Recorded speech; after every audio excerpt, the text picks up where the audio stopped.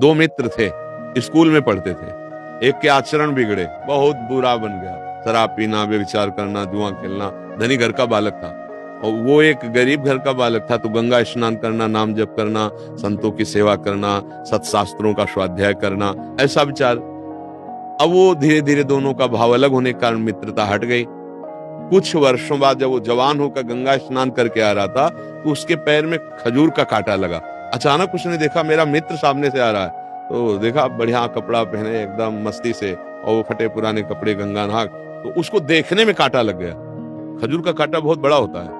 अब मतलब अब वो बैठ गया, राम राम राम कृष्ण कृष्ण कृष्ण ऐसे बोले। वो नजदीक आया, बूट पहने हुए एकदम फीते से। उन्होंने कहा था तुमसे बंद कर ये सब नाटक, कुछ नहीं, देख मैं मौज मस्ती से।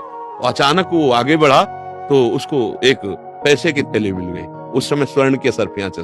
उसने दिखाया, देख तेरे कांटा लगा खजूर का और मुझे पैसा मिला, कुछ नहीं इनमें, कुछ नहीं, सब ड्रामा है। उसको लगा वास्तविक सब ड्रामा है। जीवन से मैं चल रहा हूँ, धर्म से चल रहा हूँ, तो खाने की व्यवस्था ठीक से नहीं, और देखो इसको असरफियों का थैला मिल गया। वो असंतुष्ट ही था। जब कोई धर्मात्मा दुखी होता है या संशय में होता है, तो ये भगवान किसी न किसी रूप में आकर के संभाल लेते हैं, क्योंकि उन्हीं का नाम धर्म है, वही सतमार्ग है। एक ब्राह्मण के वेश में, संत वेश में ऐसे आए, कहा क्या हुआ बेटा, कांटा लग गया? लाओ मैं निकाल देता हूँ। कांटा निकाला, स्पर्श करते ही पीड़ा गई। तो उन्होंने कहा कि तुम्हारे मन में कुछ संशय है क्या धर्म के प्रति? बोले हाँ, मेरा मित्र मैं जानता हूँ शराब पीता, व्यभिचार करता है, चोरी करता है, हिंसा करता है, बड़ा पापी है, उसको असरफी मिली। और मैं नाम जप करता हूँ, भगवान का आश्रय लिए हूँ, गंगा स्नान कर, मुझे खजूर का कांटा लगा इतना बड़ा, और घर की परिस्थिति ठीक नहीं, क्या यही भगवान के भजन का फल है क्या? तो उनका बेटा तुम देख नहीं पा रहे हो, मैं तुम्हें बता रहा हूँ, पूर्व जन्म में तुमने बहुत पाप किए, ऐसे ही जैसे तुम्हारा मित्र कर रहा है।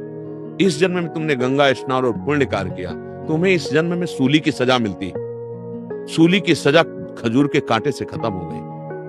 अब तुम्हारे पाप नष्ट हो गए, पुण्य का नंबर आ रहा, तो इस लोक और परलोक सब जगह सुख भोगोगे, क्योंकि तुमने अच्छे कार्य किए।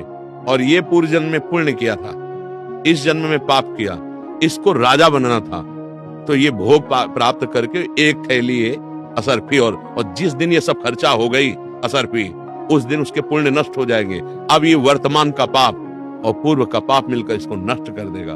तुम धर्म के प्रति संशय मत करो। उसी समय उसको उल्लास हुआ, अरे शूली की सजा खजूर के कांटे से निकल गई, और अब मेरा मंगल होने वाला है। वो धर्म में चल पड़ा। अगर सत्संग ना मिले तो सबको ऐसा भ्रम हो जाता है कि अच्छे कर्म करने वाले को दुख मिलता है क्या। जैसे साधु महात्माओं को देखो, ये अपने जीवन को भगवान में लगाए तो बड़े कष्टमय जीवन व्यतीत होते हैं, और ऐसे शराब पीते, दुनिया का मांस खाते हैं, दुनिया का नौटंकी नाटक करते हैं, कहीं उनको जुकाम भी नहीं है, वो ऐसे चौड़ी छाती करके।